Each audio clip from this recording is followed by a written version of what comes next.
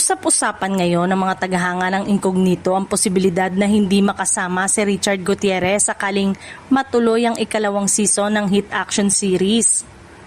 Matatanda ang kabilang si Richard sa pangunahing cast ng serye kasama sina Daniel Padilla, Ian Veneracion, Baron Geisler, Maris Racal, Anthony Jennings at Kayla Estrada. Lalong naging palaisipan nito matapos lumutang ang mga ulat at espekulasyon na umano'y may ibang proyekto na mas pinili si Richard kaysa sa posibleng pagbabalik sa Incognito.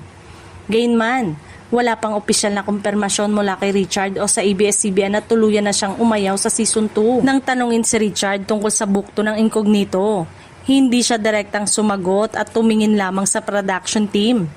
Sa parehong ulat, nabanggit na may gagawin siyang pelikula bagamat wala siyang ibinigay na detalye noon. Kaya naman, hindi maiwasang manghinayang ang maraming viewers.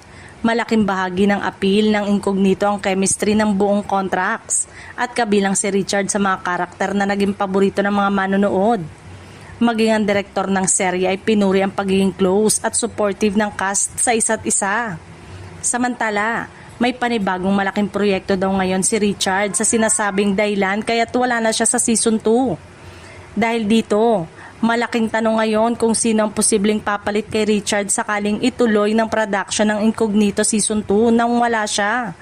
May magiging bagong karakter kaya na sasabak bilang miyembro ng contracts o may ibang bigating aktor na ipapasok.